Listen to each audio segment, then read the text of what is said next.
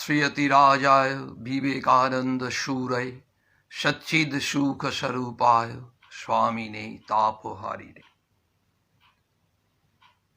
ঠাকুরমা স্বামীজিকে প্রণাম নিবেদন করি। আপনাদের সকলকে সশ্রদ্ধ নমস্কার জানাই। আজকে 25শে জানুয়ারি, গত পরশু 23শে জানুয়ারি নেতাজি সুভাষচন্দ্র বসুর 125তম জন্মদিবস ছিল। ঠিক একেবারে তার কাছাকাছি আজকে স্বামীজি প্রসঙ্গ। কেউ কেউ এই ধরনের প্রস্তাব দিচ্ছিলেন যে আজকে যদি স্বামীজি এবং নেতাজি আমরা এই দুজনের আলোচনা কিছুটা করতে পারি তাহলে আমাদের পক্ষে এটা খুব আনন্দের বিষয়, গর্বের বিষয় যে দুজনই আমাদের প্রাণের মানুষ, আমাদের অত্যন্ত আপনজন। একজন স্বামী বিবেকানন্দ, যিনি যুগনায়ক, আরেকজন নেতাজি সুভাষচন্দ্র বসু, যিনি দেশনায়ক। দুই নায়ক। এই যে যুগাচার্য বা যুগনায়ক স্বামী বিবেকানন্দ, তার জীবন যখন আমরা অনুধ্যান করি তখন দেখি স্বামীজি মানেই হচ্ছে ত্যাগ, স্বামীজি মানেই প্রেম, স্বামী বিবেকানন্দ মানেই সাহস, শক্তি, স্বামীজি মানেই সত্যনিষ্ঠা, স্বামীজি মানেই স্বদেশ প্রেম, শুধু স্বদেশ প্রেম নয়, মানব প্রেম। এবং ধর্মকে স্বামী বিবেকানন্দ যেভাবে আমাদের সামনে তুলে ধরেছেন তাতে ধর্ম বলতে তিনি কিন্তু মানব প্রেমকেই বুঝিয়েছেন। এবং মানব প্রেম বলতে সেটি স্বদেশ প্রেমে গিয়ে পৌঁছয়, কারণ দুটো মিলে একাকার হয়ে যায় এবং সেটাই বিশ্ব প্রেমে পৌঁছে যায়। বিবেকানন্দের কাছে স্বদেশ প্রেম বলতে তার দৃষ্টিটা কিন্তু ভারতবর্ষের মধ্যেই সীমাবদ্ধ ছিল না, তার প্রেম ছিল বিশ্ব প্রেম। কিন্তু এই স্বামী বিবেকানন্দের মানসপুত্র সুভাষচন্দ্র বসু, তারও সেই গভীর স্বদেশ প্রেম, সেই স্বদেশ প্রেম তার ভারতবর্ষের জন্য। এই যে ভারত মাতার জন্য, ভারত মাতার সন্তান স্বামীজি, নেতাজি, এনারা ভাবছেন আমরা সবাই সেই ভারত মাতার সন্তান, কিন্তু আমাদের মধ্যে ওই ভাবনাকে নিরন্তর চিরন্তন জাগ্রত করতে এগিয়ে এসেছেন এই যুগনায়ক ও দেশনায়ক। মোহিতলাল মজুমদার এই কথাটি বলেছিলেন যে স্বামীজির মানসপুত্র সুভাষচন্দ্র। তিনি বলছেন সত্যিকারেই একজনের হৃদয়ে যেটা বীজ রূপে ছিল, অন্য একজনের জীবনে সেটা বৃক্ষ রূপ ধারণ করল। আমরা নিশ্চয়ই উপলব্ধি করতে পারছি মোহিতলাল মজুমদার কি বলতে চাইছেন। একজনের জীবনে যেটা বীজ রূপে ছিল সেটা অন্য একজনের জীবনে বৃক্ষ রূপ ধারণ করল। অন্য দিক দিয়ে আমরা জানি যে 1863 সালে স্বামী বিবেকানন্দের জন্ম, সুভাষচন্দ্র বসুর বাবা জানকীনাথ বসুর জন্ম 1860। সেই দিক দিয়ে চিন্তা করলেও কিন্তু স্বামীজির উত্তর সাধক হচ্ছেন সুভাষচন্দ্র। সুভাষচন্দ্র প্রতি মুহূর্তে বিভিন্ন ক্ষেত্রে তার আত্মজীবনীতে, চিঠিতে, বক্তৃতায়, তার ঘনিষ্ঠ বন্ধুদের কাছে তিনি একথা স্বীকার করছেন বারবার, তিনি রামকৃষ্ণ বিবেকানন্দের কাছে কতটা ঋণী। একথাও তিনি বলছেন বারবার যে আমি যদি বিবেকানন্দ বেঁচে থাকতেন আমি তাকে গুরু হিসেবে বরণ করতাম। এই রামকৃষ্ণ বিবেকানন্দ আদর্শের কাছে ঋণী এই ভাবনাটা তার এলো কোত্থেকে, এই আদর্শের সন্ধান পেলেন কোত্থেকে? আসলে আমাদের প্রত্যেকের জীবনেই অনেক সংশয় থাকে, দ্বিধা থাকে, দুশ্চিন্তা থাকে।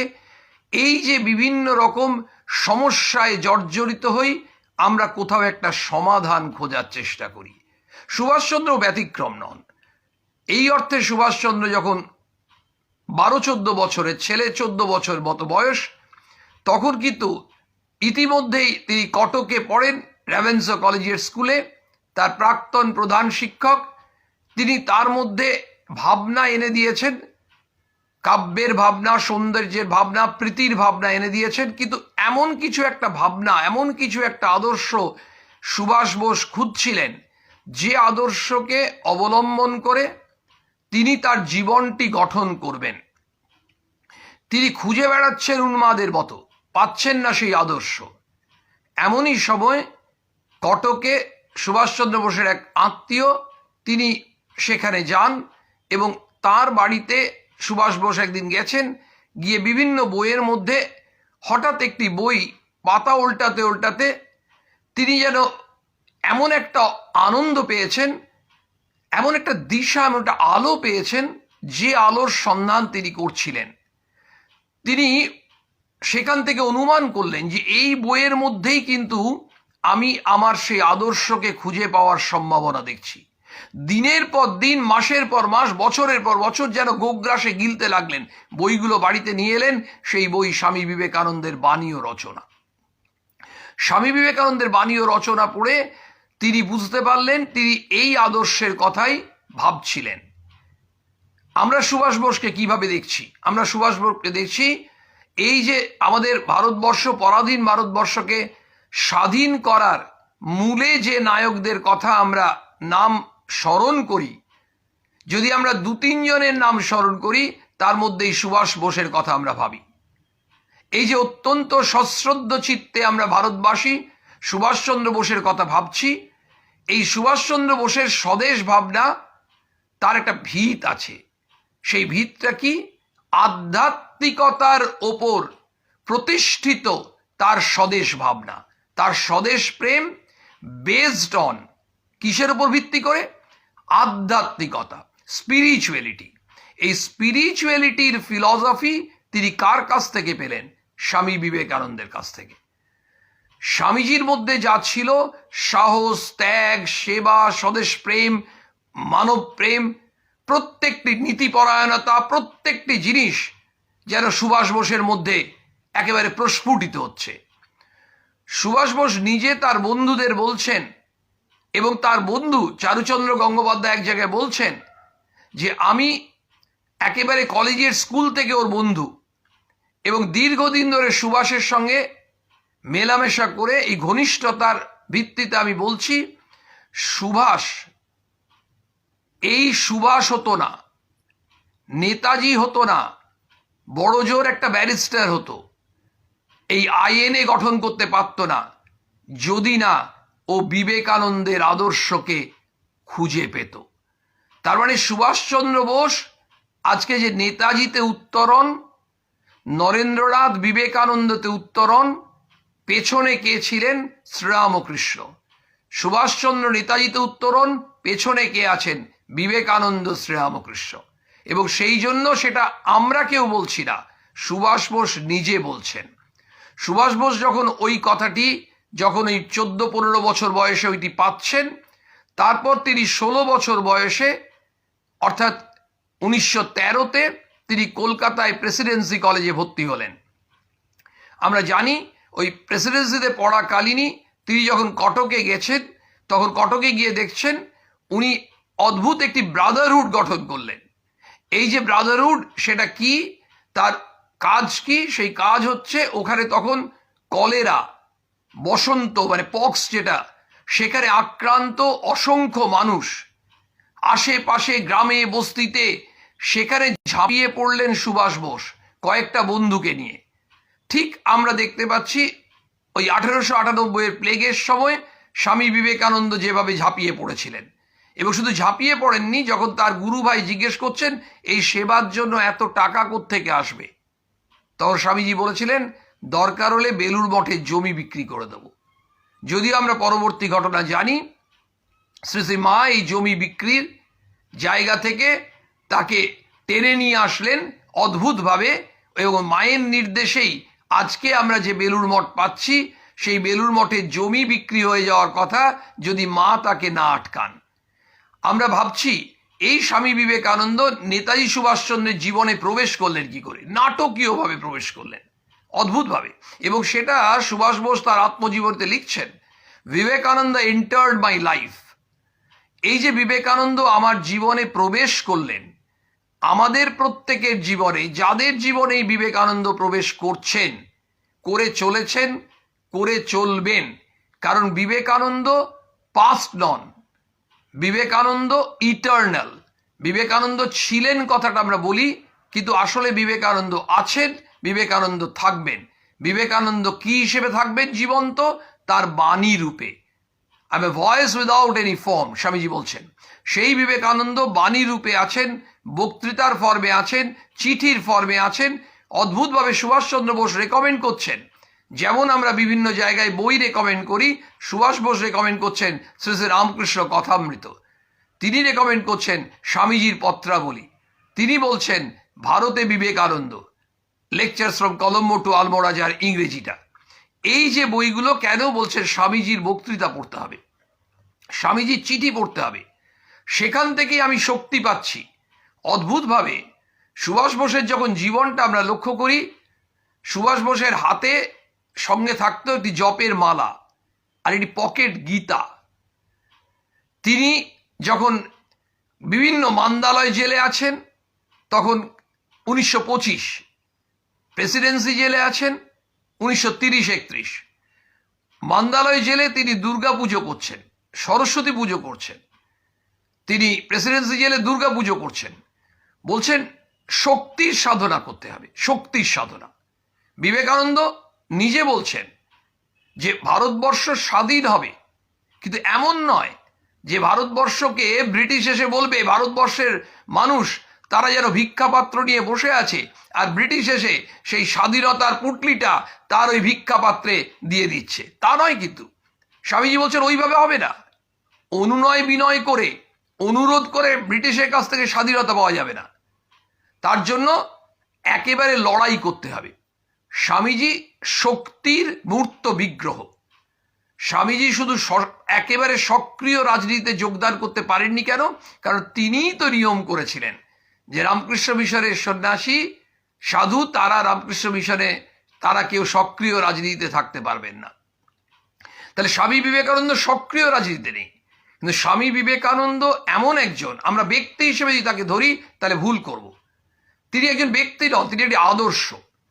এবং সুভাষচন্দ্র বোস এই ব্যক্তি বিবেকানন্দের সাক্ষাৎ পাননি, কিন্তু আদর্শ বিবেকানন্দের কাছে নিজেকে উৎসর্গ করেছিলেন। কি করে পারবেন? 1897 সালে সুভাষ বোসের জন্ম, 1902 স্বামীজি শরীর ছাড়ছেন, তারপরে তখন তার মাত্র 5 বছর বয়স। কিন্তু এই 1897 যখন 23শে জানুয়ারি জন্মগ্রহণ করছেন সুভাষ বোস, আমাদের লক্ষ্য করতে হবে ওই জানুয়ারি মাসেই 1897 সালেই স্বামী বিবেকানন্দ পাশ্চাত্য থেকে ফিরছেন, বিশ্ববিজয়ী বিবেকানন্দ, এবং এসে বলছেন আমি যদি 100 যুবক এই ধরনের পাই, সম্পূর্ণ অকপট তেজস্বী বিশ্বাসী যুবক পাই, তাহলে আমি কি করতে পারি? একেবারে জগতের ভাবস্রোত ফিরিয়ে দিতে পারি। আমরা জানি না তিনি যখন সেই চাইছেন, সেই সময় দেখা যাচ্ছে সুভাষ বসু জন্মাচ্ছেন। অদ্ভুত এই যে জায়গাটা। আবার আরো ইন্টারেস্টিং জিনিস আছে, 1897 সালে ভারতের ভবিষ্যৎ এই বক্তৃতা যখন দিচ্ছেন মাদ্রাজে ফেব্রুয়ারি মাসে, 1897 ফেব্রুয়ারি মাসে, তখন স্বামীজি বলেছিলেন আগামী 50 বছর আমাদের আরাধ্য দেবতা হন, একমাত্র আরাধ্য দেবতা গরীয়সী ভারত মাতা। অন্যান্য দেবতা এখন দেবদেবী অকেজো থাকিলেও কোনো অসুবিধে নেই। মানে অর্থাৎ আমাদের একমাত্র সাধনা, এবং সাধনার জন্য যার সাধনা করব তিনি হচ্ছেন ভারত মাতা। অন্যান্য দেবদেবীকে এখন ভুলে গেলেও চলবে, কিন্তু আগামী 50 বছর আমরা এগুলো বুঝতে চেষ্টা করে লাভ নেই। তিনি ছিলেন সত্যদ্রষ্টা ঋষি, নিশ্চয়ই তার যারা ছিল এটা আমরা অনুমান করতে পারি, নইলে হঠাৎ আগামী 50 বছর কেন বললেন? 1897 থেকে 50 বছর পরে যদি দেখি 1947, আমাদের এটা নিশ্চয়ই আমরা শুধু স্বামীজিকে ভালোবাসি বলে বিশ্বাস করছি তা নয়, এটা আমাদের দেখা যাচ্ছে নিশ্চয়ই স্বামীজি সেটা বুঝতে পেরেছিলেন যে 1947-এই ভারতবর্ষ স্বাধীন হবে। কিন্তু বলছেন এবং দেখা যাচ্ছে ওই 50 বছরেই যত আন্দোলনগুলো আমরা দেখি, বিভিন্ন ইতিহাস পড়লে দেখছি আমরা যত বিভিন্ন আন্দোলন হয়েছে 1897 থেকে 1947-এর মধ্যে আপনারা লক্ষ্য করে দেখুন এই সব আন্দোলনগুলো তোমরা লক্ষ্য করে দেখো। ঘটনা হচ্ছে ওই ফেব্রুয়ারি মাসে বলছেন তখন 50 বছর পরে অদ্ভুতভাবে তদানীন্তন ইংল্যান্ডে যিনি প্রাইম মিনিস্টার ক্লিমেন্ট অ্যাটলি, তিনি কিন্তু ওই ফেব্রুয়ারি মাসে 1947-এ যে একটা কমন সভা করছেন, সেই সভায় ওই ভারতবর্ষকে তাকে ওই রাজনৈতিক বা স্বাধীনতা যে অধিকার, সেই অধিকার দেওয়ার কথা, এই ধরনের একটা ঘোষণা তিনি করছেন। অদ্ভুত যে ব্যাপার, এই যে ঠিক 50 বছর পর হচ্ছে, বক্তৃতা দিচ্ছেন ফেব্রুয়ারি 1897, ফেব্রুয়ারি 1947 এটা হচ্ছে।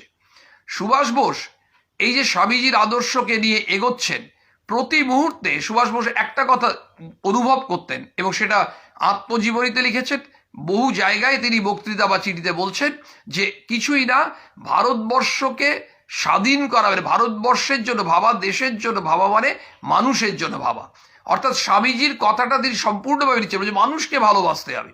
যদি মানুষকে ভালোবাসা মানে দরিদ্র নারায়ণ, আর্ত নারায়ণ, ওই যে আধ্যাত্মিকতার বেশ, ওই যে স্বামীজি বললেন। এবং সেই জন্য ওই সেবার কথা গিয়ে বলতে গিয়ে বলছেন, সুভাষচন্দ্র বোস বলছেন যে অনেকে এই সেবাটাকে অন্যভাবে মানে অপরচুনিস্ট হিসেবে দেখছে। আজকের যুগেও আমরা দেখতে পাচ্ছি বহু মানুষ সেবার নাম করে তার কোনো একটা নিজস্ব সুযোগ বা নিজস্ব একটা স্বার্থ এইটার কথা ভেবে থাকে। আসলে সেবার যে মূল উদ্দেশ্য, স্বামীজির কথাটাই নেতাজি পরে বলেছিলেন যে আমার কাছে সেবা বলতে দাও আর ফিরে নাহি চাও, থাকে যদি হৃদয়ে সম্বল। অর্থাৎ সেই বিবেকানন্দের কথা তার হৃদয়ে অদ্ভুতভাবে একটা দাগ ফেলে দিয়েছিল, দাও আর ফিরে নাই চাও, থাকে যদি হৃদয়ে সম্বল। এটা হচ্ছে সেবা। এই কনসেপ্টটা নিয়ে সুভাষচন্দ্র বোস এগিয়ে চলেছেন এবং যেখানে তিনি যখন জেলের মধ্যে আছেন সেখান থেকেও বিভিন্ন ধরনের সেবা করছেন। একটু আগে শক্তির কথা এলো, এই যে তিনি দুর্গা পুজো করছেন, তিনি দুর্গা সাধনা, কালী সাধনা কেন করছেন? বলছেন যে শক্তির দেবী আমরা মা দুর্গা, মা কালী, তার কাছে আমরা শক্তি প্রার্থনা করব। কেন? যখন আমরা শক্তি প্রার্থনা করি তখন আমরা একটি জিনিসকে জয় করতে পারি, সেটা হচ্ছে ভয়। স্বামীজি এবং নেতাজি অকুত ভয়, এই যে এনাদের মধ্যে যে কোনো ভয় ভাব নেই, ভীতি ভাব নেই, তারা ওই জয় করে নিয়েছেন। এই জয় করেছেন কেন? কারণ তারা ওই শক্তির প্রার্থনা করেছেন। সেই জন্য সুভাষচন্দ্র আমাদেরকে বা স্বামীজি আমাদেরকে কি বলছেন? তুমি ওই সাহসী অভিমন্ত্রে দীক্ষিত। তোমার স্বামীজি বারবার বলছেন অভিমন্ত্র, এটি স্বামীজির মন্ত্র। এই অর্থাৎ আমরা আমাদের মধ্যে যদি নির্ভীক হতে পারি, তখনই আমরা যে কোনো পরিস্থিতির মোকাবিলা করতে পারি। স্বামীজি বলছেন না, ফেস দ্য ব্রুটস, আসুক তোমার জীবনের সমস্যা আসুক, সেই সমস্যাকে সম্মুখীন হও। আমরা সমস্যার সম্মুখীন হতে পারি না কারণ আমাদের মনে সেই সৎ সাহস নেই, সংশয়, দ্বিধা। সুভাষচন্দ্র বোসের জীবন দেখছি অদ্ভুতভাবে। 1945, তার আগে সিঙ্গাপুরে আছে 1945 ও রেঙ্গুনের কথা। তিনি বরাবরই এই যে রামকৃষ্ণ বিবেকানন্দের কাছে ঋণী, তার কতকগুলো প্রেক্ষাপট আমরা একটু আলোচনা করতে পারি। সিঙ্গাপুরে তখন আজাদ হিন্দ ফৌজের তখন সদর কার্যালয়, সুভাষ বোস আছেন সিঙ্গাপুরে, স্বাভাবিকভাবেই আজাদ হিন্দ বাহিনী। সেখানে তখন উনি কি করতেন, একেবারে মাঝে মধ্যেই তিনি চলে যেতেন সোজা গভীর রাত্রে গিয়ে সিঙ্গাপুরে রামকৃষ্ণ মিশন চলে যেতেন, গিয়ে দীর্ঘক্ষণ গিয়ে বসতেন এবং ওখানে পট্টবস্ত্র পরে উনি ধ্যানস্থ হয়ে যেতেন, ওই তন্ময় হয়ে রামকৃষ্ণ বিবেকানন্দের স্মরণ করতেন। এবং সব থেকে ইন্টারেস্টিং, তখন তদানীন্তন সময়ে ওই সিঙ্গাপুর রামকৃষ্ণ মিশন আশ্রমে যিনি সেক্রেটারি মহারাজ ছিলেন, তার জন্য সুভাষ বোস মাঝে মাঝে গাড়ি পাঠাতেন। গাড়ি পাঠিয়ে সিঙ্গাপুর আশ্রম থেকে তাকে নিয়ে আসতেন আমন্ত্রণ করে, এবং অনেকক্ষণ ধরে তার সঙ্গে কয়েক ঘন্টা ধরে তিনি ধর্ম আধ্যাত্মিকতা নিয়ে আলোচনা করতেন। এবং শুধু তাই নয়, একবার মায়ের জন্মতিথিতে, তখন মায়ের জন্মতিথিতে ওই আশ্রমে সুভাষ বোস অবশ্যই তিনি গেছেন, গিয়ে সেদিন কয়েক ঘন্টা ধরে তিনি ওই ধ্যানস্থ হয়ে ওখানে আছেন, প্রসাদ পেলেন। তারপরে ওই সেক্রেটারি মহারাজের কাছে তিনি চণ্ডী চাইলেন, এবং সুভাষ বোস প্রায় প্রত্যেক দিন চণ্ডী এবং গীতা পাঠ করতেন। এই যে চণ্ডী পাঠ আমরা বাড়িতে করি অনেকেই, গীতা পাঠ করি, একটা জিনিস লক্ষ্য করা যাচ্ছে যে এই যে সুভাষ বোসের যে স্বাধীনতা সংগ্রামে তার যে অবদান, আমরা যে ভাবি সশস্ত্র আন্দোলন, পরিকল্পিত আন্দোলন, অহিংসা আন্দোলন নয়, কিন্তু এই সুভাষ বোসের আন্দোলনটিতে ভিত্তি হচ্ছে আধ্যাত্মিকতা।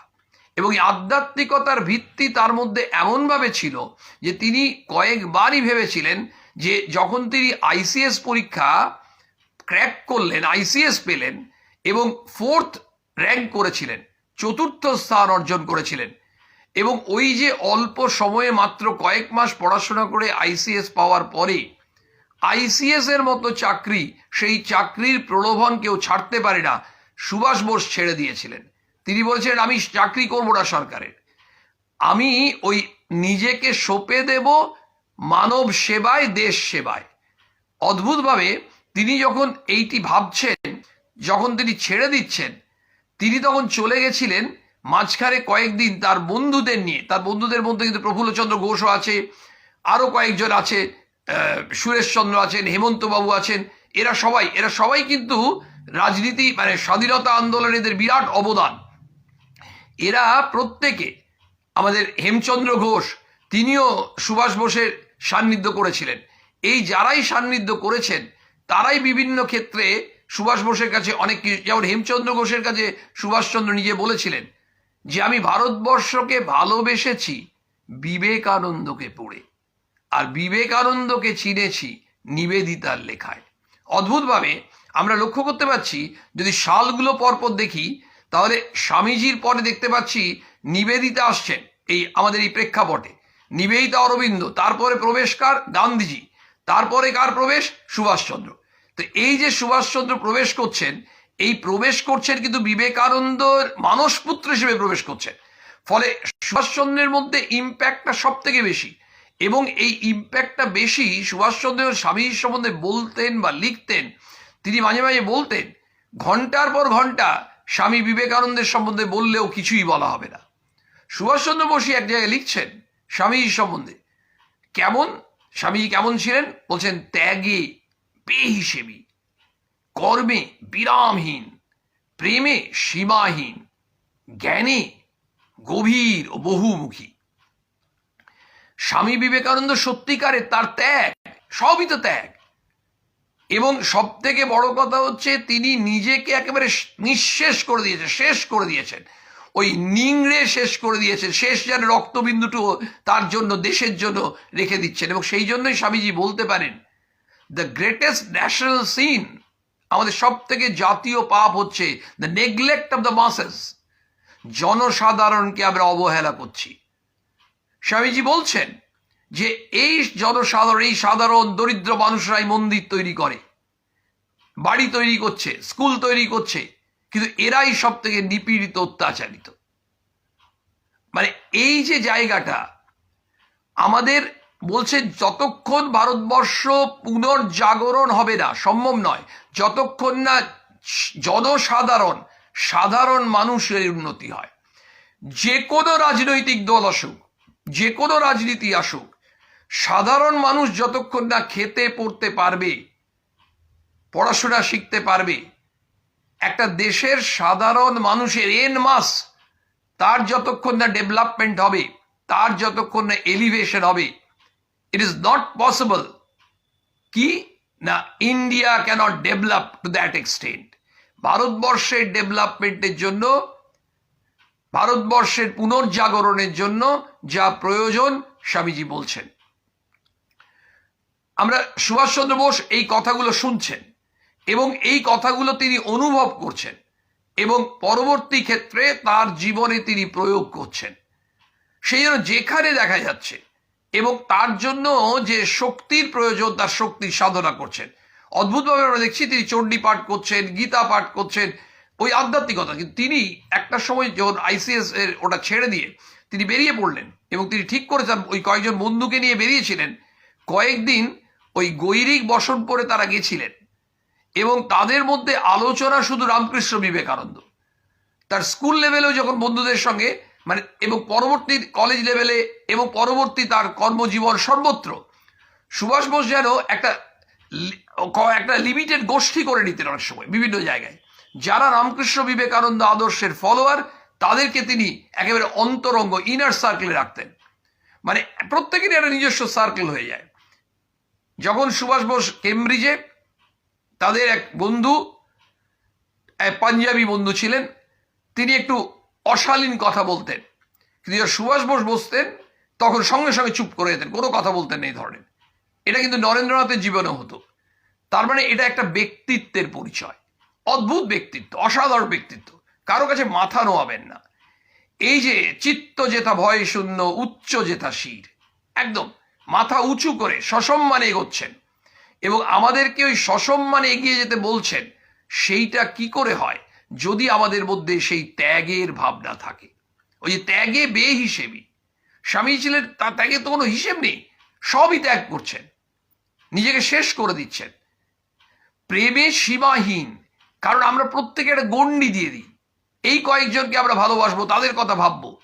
স্বামী বিবেকানন্দ, সন্ন্যাসী বিবেকানন্দ, তার কাছে কিন্তু সেটা নয়। এবং তার কাছে সেই জন্যই তিনি শুধুমাত্র ভারতবর্ষের মানুষকে ভালোবাসেন তা না, বিশ্বপ্রেম, ওই স্বদেশ প্রেমটা বিশ্বপ্রেমে। সেই জন্যই বিবেকানন্দ বলতে পেরেছিলেন expansion is life, contraction is death, love is life, hatred is death. প্রেমই জীবন, সম্প্রসারণই জীবন, অন্যকে ভালোবাসাই ধর্ম। এই যে অন্যকে ভালোবাসাটাই ধর্ম, এই ধর্মটাই হচ্ছে প্র্যাকটিক্যাল। অন্যকে মানে আদার্স, একটা নিজের, আমরা যখনই নিজের ভাবছি, আদার্সকে যখন এই অন্য তাকে যখন আপন করতে চেষ্টা করছি, তার জন্য একটা অস্ত্র ভালোবাসা। সেই জন্য যে মাসের কথা ভাবো, সাধারণ মানুষের উন্নতি যতক্ষণ হবে দেশের উন্নতি হতে পারে না।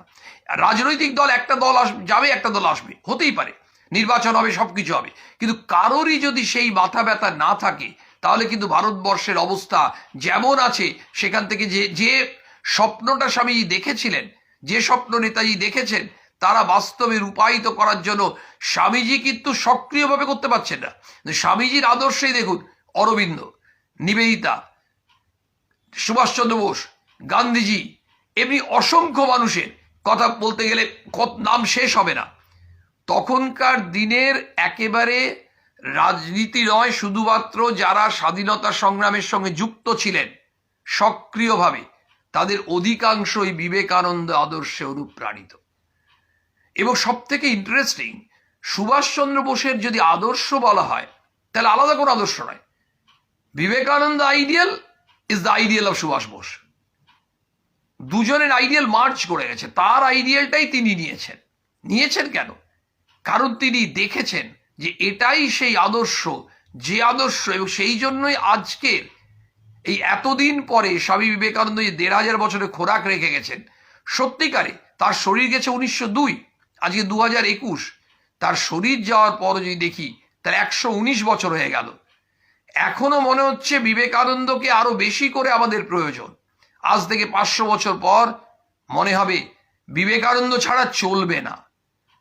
ব্যাপারটা হচ্ছে আমরা কেউ বায়াস নই, এমন নই, কিন্তু যেমন স্বামীজি ঠাকুরের সম্বন্ধে বলছেন, সেখানে অবতার বরিষ্ঠ যে বলছেন শ্রীরামকৃষ্ণকে, তিনি কিন্তু পক্ষপাতিত্ব করে বলছেন না যে তার গুরু তাই অবতার শ্রেষ্ঠ, তা কিন্তু বলছেন না। বিবেকানন্দ কিন্তু বুঝিয়ে দিচ্ছেন কেন শ্রীরামকৃষ্ণ অবতার শ্রেষ্ঠ। অবতার তো এসেছেন, অবতার তো যুগে যুগে আসেন, তিনি অবতার শ্রেষ্ঠ হলেন কেন। এই যে জায়গাটা আমরা খুব স্বাভাবিকভাবেই, এই যে আজকাল যে কোনো জায়গায় আমাদের স্বাভাবিক এই ধরনের কথা আসছেই, যে আমাদের প্রত্যেক জায়গায় আমরা আজকে মনের মধ্যে সংশয়, দ্বিধা, দ্বন্দ্ব। কেন? কারণ আমাদের চারিদিক থেকে গোগ্রাসে গিলতে আসছে নেতিবাচক চিন্তা, নেতিবাচক ভাবনা। এই যে বিভিন্ন সোশ্যাল মিডিয়া, বিভিন্ন জায়গায় যে ধরনের ভাবনা চিন্তা চারিদিকে রিফ্লেক্টেড হয়, প্রতিফলিত হয়, আমাদের বেঁচে থাকার ওষুধ দরকার। এই ওষুধ কোনো চিকিৎসক দিতে পারবেন না। এই ওষুধ আমাদের পেতে হবে স্বামী বিবেকানন্দ, নেতাজি সুভাষচন্দ্রের কাছে। এই যে মানুষগুলো, তাদের আদর্শটা কি? তাদের আদর্শ হচ্ছে চরৈবেতি, চরৈবেতি, এগিয়ে যাও, এগিয়ে যাও, rise awake and stop not till the goal is reached. আমরা ভেঙে পড়ি, আমরা হতাশাগ্রস্ত। আমাদের মধ্যে ওই যে যখনই আমরা হতাশাগ্রস্ত, তখন আমাদের ভাবতে হবে এরা কি পরিবার। সুভাষচন্দ্র কতবার কারাবাসে গেছেন, কত কষ্ট করেছেন। স্বামী বিবেকানন্দ পরিব্রাজক জীবনে ভারতবর্ষে ঘুরে বেড়াচ্ছেন, কি কষ্ট করেছেন। 2 দিন 3 দিন খেতে পাননি, অলমোস্ট ভারতবর্ষ প্রায় পায়ে হেঁটে ঘুরেছেন। এই মানুষটা কোথায় বস্তিতে, কোথায় কুড়ে ঘরে, আমরা বস্তিতে বলছি। সুভাষ বোস আজকের ইয়াং ছেলেমেয়েরা করতেই পারে। সুভাষ বোস ওই পরাধীন ভারতবর্ষ তখন কি করেছিলেন? তখন গিয়ে বস্তিতে গিয়ে নাইট স্কুল করে কয়েকজন বন্ধুকে নিয়ে চেষ্টা করছে ওই মানুষদের মধ্যে একটু শিক্ষা দেওয়া এবং তাদের মধ্যে ওই দেশপ্রেমের ভাবনা জাগানো। পরে কয়েক মাস পরে যদিও ইংরেজদের চোখে পড়লো এবং তারপরে সেটা আবার তছনছ করে দিল, কিন্তু লড়ে গেছেন বিভিন্নভাবে। মানে ডায়নামিক, এই যে ডায়নামিক প্ল্যানিং, অলওয়েজ আমাদের কিছু করতে হবে। এবং প্রোগ্রেসিভ থট, এই প্রোগ্রেসিভ থট। এবং আমরা ছোট ছোট ছোট ছোট করে আমাদের যদি গ্রামে গঞ্জে বিভিন্ন যারা একেবারে শিক্ষা পাচ্ছে না, স্বামী বলছেন না যে পর্বত যদি মোহাম্মদের কাছে না আসে, মোহাম্মদকে পর্বতের কাছে যেতে হবে। যদি ছাত্রছাত্রীরা, ছেলেমেয়েরা যদি শিক্ষা নিতে না আসতে পারে, শিক্ষাকে তাদের কাছে পৌঁছতে হবে। আমাদেরকে ছুটতে হবে, চেষ্টা করতে হবে। আমরা অনেক যুবক যুবতী যেভাবে হোক, কারণ ভারতবর্ষের মাসকে জাগাতে হবে। আমরা যদি তাকিয়ে থাকি কয়েকটা রাজনীতিবিদ, কয়েকটা পলিটিশিয়ানের দিকে, তাহলে কিন্তু আমরা ভুল করছি। কারণ বিকজ এই বেশিরভাগ ক্ষেত্রে আত্মকেন্দ্রিক, স্বার্থকেন্দ্রিক হয়। এই যে নিঃস্বার্থ রাজনীতি, ভালোবাসার সঙ্গে মানুষকে ভালোবেসে, দেশকে ভালোবেসে, আধ্যাত্মিকতার চিন্তা করে যে সংগ্রাম, যেটা আমরা সুভাষ বোসের মধ্যে দেখছি অদ্ভুতভাবে। সিঙ্গাপুর থেকে রেগুনের আমরা 24 এপ্রিলের কথা মনে করি, 24 এপ্রিল 1945, তখন একেবারে জাস্ট ক্যাপচার করে নেবে সুভাষ বোসের সামনে সমস্ত শত্রু, চারিদিকে শত্রু কবলিত। সেই রেঙ্গুনে বসে রেঙ্গুন ছাড়বেন উনি 24 এপ্রিল, ছাড়তে হবে।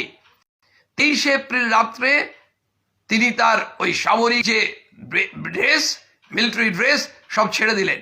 ছেড়ে পট্টবস্ত্রতে রেঙ্গুন রামকৃষ্ণ মিশনে গিয়ে কয়েক ঘন্টা ওই তার যে দেবতা অর্থাৎ স্বামী বিবেকানন্দ, তার সামনে তিনি বসে গেলেন। কি ধ্যান করলেন সেটা সুভাষ বোসই জানেন। যেমন বিবেকানন্দ ওই যে কন্যাকুমারীতে যে রক, বিবেকানন্দ রক, ওই যে শিলাখণ্ডে বসে কি ধ্যান করেছিলেন? তিনি ধ্যান করেছিলেন আমরা জানি ওই ভারত মাতার। অর্থাৎ নিবেদিতা বলছেন স্বামীজির সম্বন্ধে, বলছেন ভারতবর্ষ ছিল তার গভীরতম আবেগের কেন্দ্র, নিত্য স্পন্দিত হতো তার বুকের মধ্যে, গভীরতম আবেগের কেন্দ্র। কে বলতে পারেন?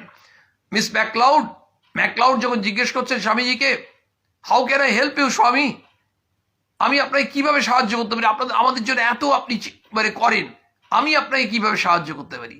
স্বামীজি বললেন 2টো ওয়ার্ড, লাভ ইন্ডিয়া। আমাকে সাহায্য করা নয়, আমাকে সাহায্য করা কিভাবে করতে পারো? ভারতবর্ষকে ভালোবাসো, ভারতবর্ষকে ভালোবাসো। এবং সেই জন্যই বোধহয় রবীন্দ্রনাথ ঠাকুর বলেছিলেন, যদি ভারতবর্ষকে জানতে চাও বিবেকানন্দকে পড়ো। রোমারোলাকে বলেছিলেন, আমরা জানি কেন। তার মধ্যে সবই ইতিবাচক, নেতিবাচক কিচ্ছু নেই। এই যে কথাটা, প্রশ্নটা এসেছে সুন্দর, আমাদের পাড়ায় শুধুমাত্র নেগেটিভ ইম্প্যাক্ট বা ডিসকাশন চলছে, ঠিক? এই যে পাড়ায় পাড়ায় যে নেগেটিভ ইম্প্যাক্ট বা নেগেটিভ ডিসকাশন চলছে, সেখান থেকে আমরা কিভাবে কন্ট্রোল করতে হবে, সেইটা হচ্ছে আমাদের শক্তি দরকার, মানসিক শক্তি। আমি এবং প্রয়োজনে সেই নেগেটিভ আলোচনাতে এমন কিছু সদর্থক ভাবনা আমাদের যোগ করার চেষ্টা করতে হবে, তার শক্তিতে ওই নেগেটিভ আলোচনা কোথাও না কোথাও একটা স্টপ হতে বাধ্য। আসলে কনভার্সন, এটাও তো একটা বিপ্লব। বিপ্লব মানে সবসময় কিন্তু রক্ত আসবে তা নয়। যদিও সুভাষ বোস কি বলছেন, give me blood, I shall give you freedom. এই ছিল সুভাষ বোস। তিনি বলছেন জানেন, এবং খানিকটা ওই যখন বেলুড় মঠে দুর্গাপুজো শুরু হয়, স্বামীজির ইচ্ছা ছিল কিন্তু যে পশু বলি, কারণ ওই যে রক্ত, সেই রক্তটা দেখে সহ্য করার শক্তিটাও রাখতে হবে।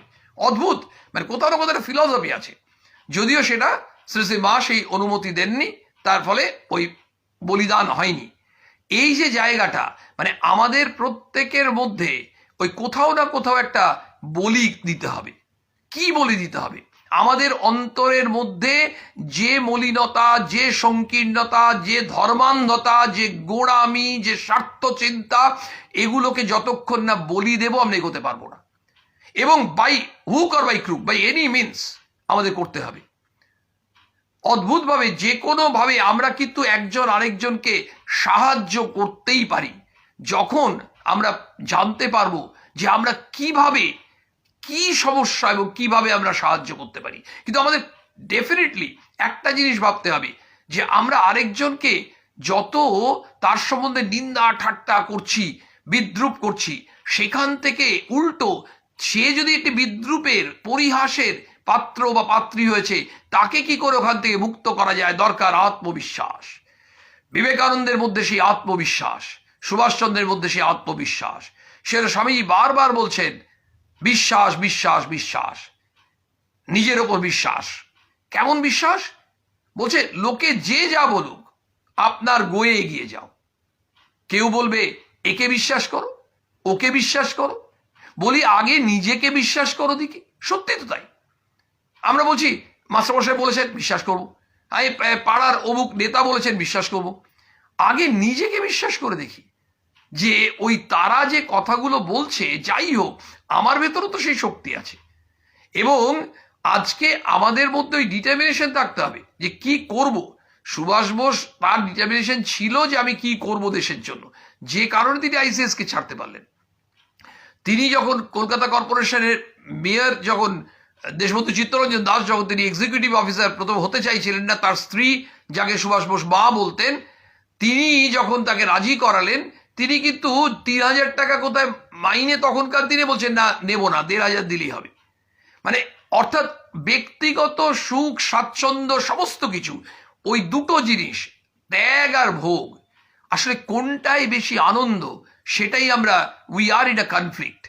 সেই জন্য যতক্ষণ ওই যে স্বামীজি, নেতাজি যে কথাটা বারবার বলছেন, সেবার কনসেপ্ট, তুমি ত্যাগ মানে তুমি দাও, anything, whatever you can give, you give. কেন? For the people. এই যে ফর দ্য পিপল, আমরা যেমন বলি না democracy, for the people, of the people, by the people, আমরা জানি। ঠিক একইভাবে আমাদেরকে ফর দ্য পিপল, এই ফর দ্য পিপল কাদের? তারা আমাদেরই লোক। এই হোক মোর শেষ পরিচয়, রবীন্দ্রনাথের লাইন আমরা জানি। তাহলে এই যে আমি তোমাদেরই লোক, তোমরা তো আমার। আমরা ওই অন্য অন্য অন্য যেটা ভাবছি, আমরা প্রত্যেক জায়গায় কেন? Because we are basically confined, crippled. আমরা প্রতিবন্ধী, আমরা হ্যান্ডিক্যাপড। ওই অর্থে হ্যান্ডিক্যাপ নয়, মেন্টালি হ্যান্ডিক্যাপড, ফিজিক্যালি হ্যান্ডিক্যাপ নই, মেন্টালি হ্যান্ডিক্যাপড এবং ক্রিপলড আমরা। সেই জন্য আমাদের ওই ভেতরের সংকীর্ণতা, গোড়ামিগুলো আমাদের লক করে রেখেছে। ওটা আনলক করতে হবে। আমরা যেমন আনলক করি, ঠিক মোবাইল যেমন আনলক করছি, কোথাও একটা আনলক করতে পারি। এই আনলক করব কিভাবে? না আমাদের ওই শক্তি, আমাদের আত্মবিশ্বাস দিয়ে, এবং স্বাভাবিকভাবে সর্বোপরি প্রেম। সে স্বামী বিবেকানন্দ কর্মে বিরামহীন ছিলেন, আমাদের কর্মে বিরামহীন নয়। আমরা কাজ করব, রেস্ট নেব, যতটা পারি কাজ করব আরো ভালো। ওই যে প্রেমের সীমাহীন, আমাদের ওই যে ভাবনাটা, আমরা প্রতি ক্ষেত্রে সবাই যদি কিছু কিছু কিছু কিছু করে ত্যাগের ভাবনা আসে, তাহলে কিন্তু আলটিমেটলি আমাদের কমন মাস, জেনারেল মাস, যারা ওই nation lives in the cottage, স্বামীজির কথা, নেশন কোথায়, দেশ কোথায়? Nation lives in the cottage. তারপরে একেবারে দরিদ্র, নিপীড়িত, অভাবী, অত্যাচারিত, ক্ষুধার্ত, কঙ্কালসার এই মানুষগুলোকে আমাদেরকে কোনো না কোনোভাবে তাদের পাশে দাঁড়াতে হবে। এটা হচ্ছে পজিটিভ থট। স্বাভাবিকভাবেই যখন নেগেটিভ আলোচনা হচ্ছে, আমরা can we do something for this people, আমরা যেটা প্রস্তাব আমাদের আড্ডাতেই দিই, আমাদের ঠেকেই দিলাম, সেই আড্ডা থেকে আমরা কেন ভাবছি এটা আমাদের একটা নেগেটিভ চিন্তা যে ওরা এটা নেবে না, আজ নেবে না, কাল নেবে, কাল নেবে না, পরশু নেবে। কারণ আমরা যদি সবসময় ভাবি নেবে কি নেবে না, তাহলে আমরা কখনোই কিছু করতে পারবো না। ঝাঁপাতে হবে যেভাবেই হোক। কেউ পরিশ্রম করবে, কেউ অর্থ দেবে, কেউ সুপরামর্শ দেবে, কেউ ভালোবাসা দেবে, কেউ সান্নিধ্য দেবে, যে যেভাবে পারি। এইটা হচ্ছে ফিলসফি। সেই ফিলসফি নিয়ে, এই স্বামীজির এই ফিলসফি নিয়ে সুভাষচন্দ্র তার জীবনটিকে গড়ে উঠলেন। আমরা যখন এই ভাবনা পেয়েছি, আমরা সৌভাগ্যবান। We are lucky, we are fortunate যে আমরা একটা বিরাট লিবারেল আদর্শ পেয়েছি। রামকৃষ্ণ বিবেকানন্দ আদর্শ আমাদেরকে বাঁচতে শেখায়, আমাদের মৃত্যু দেয় না, নতুন করে বাঁচতে শেখায়। রামকৃষ্ণ বিবেকানন্দ আদর্শ একমাত্র আদর্শ যে আদর্শ আমাদের বলে সবাইকে আপন করে নাও, সবাইকে গ্রহণ করো। আগে তো গ্রহণ করতে শেখো। আসলে এই যে অ্যাকসেপ্টেন্স, এই যে অল রিলিজিয়াস আর ট্রু, এই যে সমস্ত ধর্ম সত্য। আর ধর্ম মানে কি? ধর্ম মানে মানব প্রেম। ধর্ম মানে হচ্ছে মানুষকে ভালোবাসো। মানুষকে নিয়েই তো সমাজ, জাতি, এখান থেকেই চলে আসে জাতীয়তাবাদের কথা। এবং নিবেদিতা এই নিঃস্বার্থপরতার ক্ষেত্রে অসাধারণ শব্দ ব্যবহার করেছেন। বলছেন অর্গানাইজড আনসেলফিশনেস, সংঘবদ্ধ হয়ে নিঃস্বার্থপর, অর্গানাইজড। আমাদেরকে স্বামীজি বলছেন যে আমাদের উন্নতি হয় না কেন? কারণ আমরা সংঘবদ্ধ হয়ে কাজ করতে পারি না। সুভাষচন্দ্র বারবার বলছেন তোমার ব্যক্তিত্বকে যেমন বিকশিত করবে, সংঘবদ্ধভাবে কাজ করতে চেষ্টা করো। অর্গানাইজড হতে কাজ করতে গেলে আমাদের নিজেদের স্বার্থকে ত্যাগ করতে হবে। ত্যাগ বলতে কি?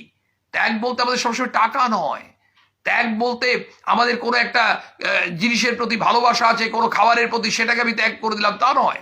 ত্যাগ বলতে আমাদের স্বার্থ চিন্তাকে ত্যাগ করতে হবে। আমি শুধু ভালো থাকব, এতে কিন্তু আমি একজন দেশের নাগরিক হয়ে আমি শুধু নিজের অধিকারটাই বুঝি, আমার দায়িত্বটা বুঝি না। আসলে duties, responsibilities, rights and responsibilities, আমরা অধিকারটা বুঝি। যেমন ভোট দেওয়ার আমার অধিকার আছে, এত বছর বয়স হয়ে গেছে, ঠিক এই অধিকার যেমন আছে, তেমনি আমি নাগরিক হিসেবে আমার কিছু দায়িত্ব বা কর্তব্য আছে। সেই ব্যাপারে কিন্তু আমরা সচেতন হই না বা হতে চাই না। আমরা শুধু অধিকার হিসেবে আমি এগুলো যাতে পেয়ে যাই। এইখানেই এই যে ত্যাগ, এই ত্যাগ, এটা অদ্ভুত এক ত্যাগ। তার মধ্যে দিয়ে যে আনন্দ, সেই আনন্দটা উপভোগ করতে বলছেন। ভোগ করো, স্বামীজি বলছেন ভোগ করো, উপভোগ করো।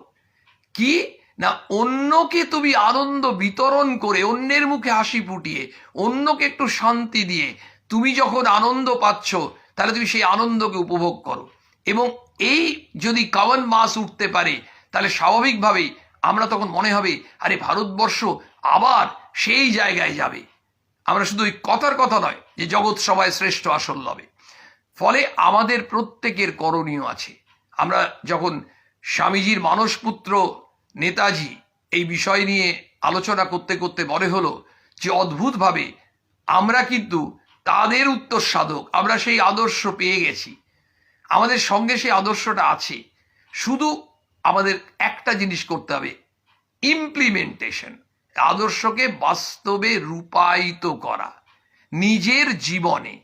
এবং এই যে অর্গানাইজড আনসেলফিশনেসের কথা আসছিল, নিবেদিতা বলতে চাইছেন ঘরে ঘরে আমরা কি হয়, একটি বাড়িতে দেখা যায় এক দু ভাই বা তিন ভাই আছে, কোনো কারণে বা তাদের উপর একজন দিদি আছে, সেই দিদি বিয়েই করলো না।